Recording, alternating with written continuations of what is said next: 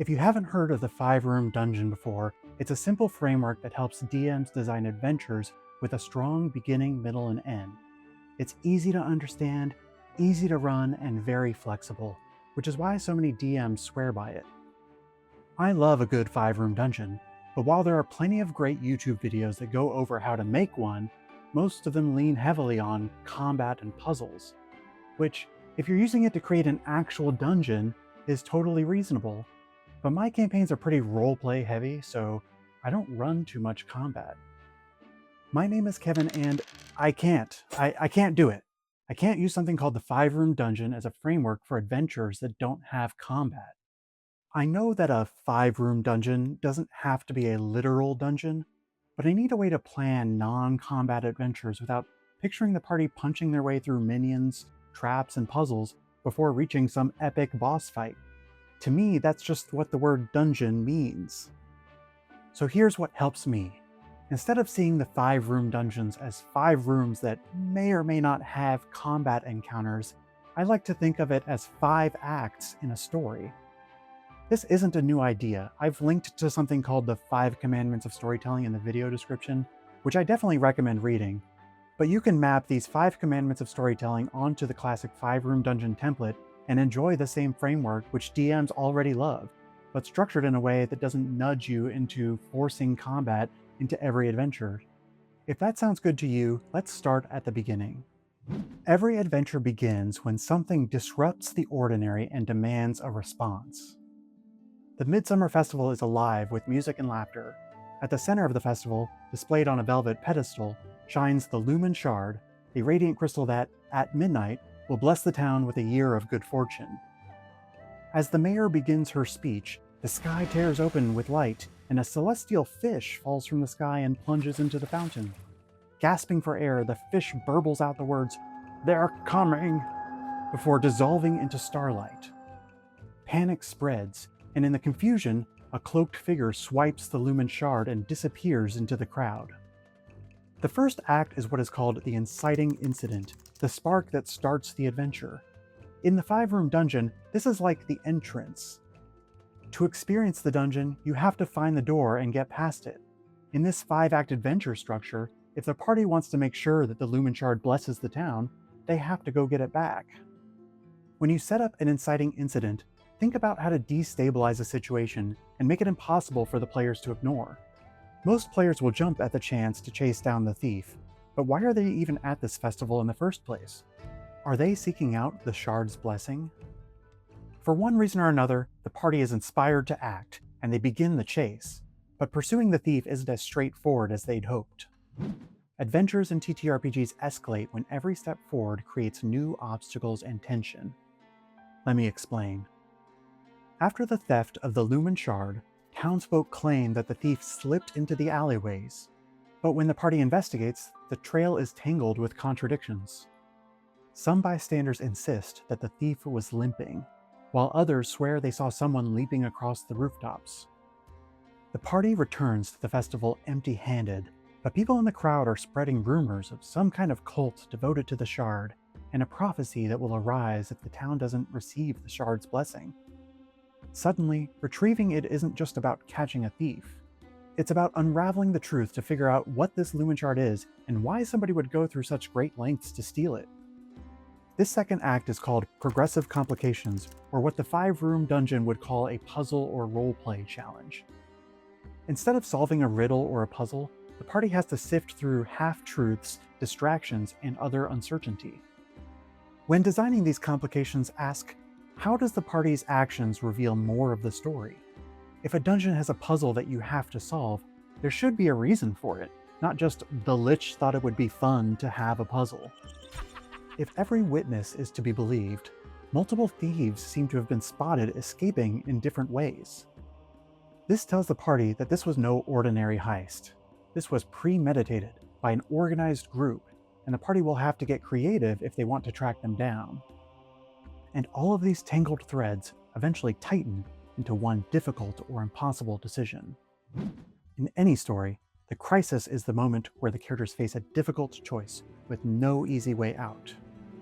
As the party investigates the thieves who stole the Lumen Shard, They discover that it has been smuggled into a reliquary hidden in the back rooms of the town's Grand Museum. It wasn't actually a cult who stole it, but a clandestine thieves guild that has been collecting powerful artifacts for years, displaying them in the museum under the guise of historic preservation. The museum is beloved by the townsfolk and a pillar of culture and history, and nobody would believe that it holds stolen relics. Many of the artifacts held here are said to be quite powerful, and surely the average thief would use or sell their stolen goods. But these thieves don't. Why collect this much wealth and power if they don't plan to use it in some way? But the festival is wrapping up quickly, and the Lumen Shard must be returned before midnight to ensure the town gets its blessing. The party faces a dilemma. Do they simply break into the reliquary to recover the shard, or do they spend precious time uncovering the guild's true motives? This third act is what is called the crisis, or what the 5-room dungeon calls a trick or setback. Crisis is a word that inspires a lot of urgency, but really it's about stakes. The party must make a choice, and every choice must come with a cost. Their decision here will reshape the story. If the party focuses on investigating the guild and its motives, they might not be able to get the shard back until after midnight. If they break into the reliquary right away, the guild may vanish into hiding, scrubbing the museum of any sign as to what their goals were. When designing crises, ask, how do I create a choice where both paths matter and both have consequences? And whichever road the players choose, it all drives them straight into the climax. In any campaign or adventure, the climax is the point where all the tension and choices converge into decisive action. The party decides to break into the reliquary to try to recover the stolen Lumen Shard. There, clerics of an ancient deity chant in a circle, surrounded by members of the Thieves Guild who stand sentinel to protect them. The shard is suspended above an obsidian basin filled with black liquid, and its once golden light flickers with shadow.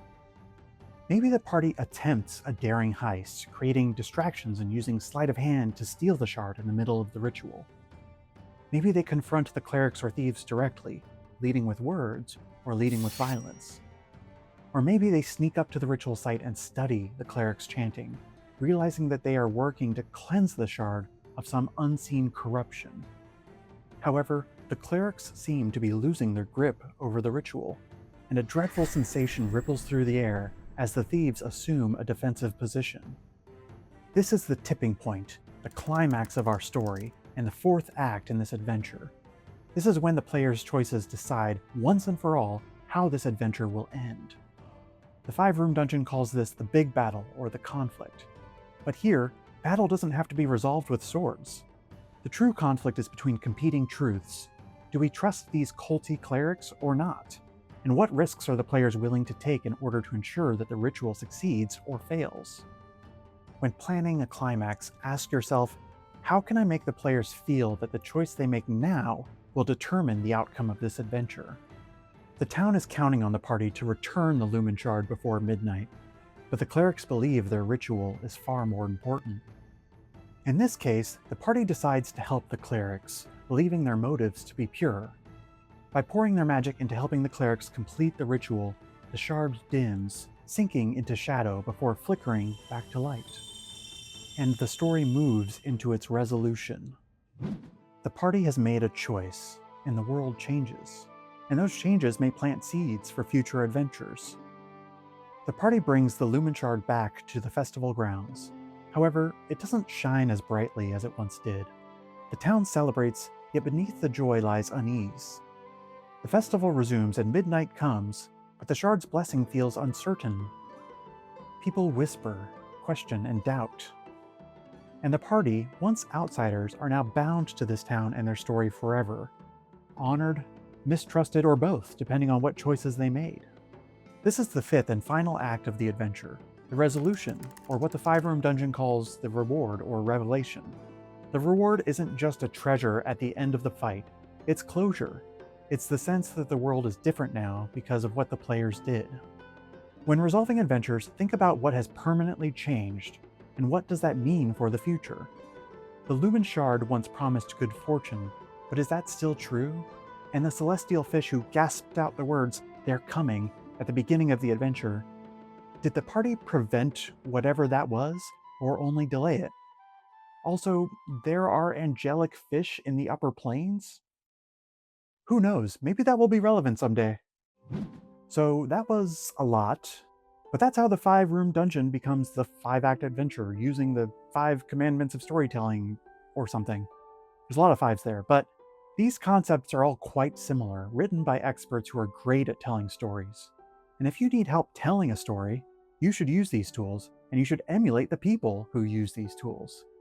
These are tried and true methods to effective storytelling, whether you're a roleplay heavy DM like me, or if you want to build actual dungeons that fit into your story.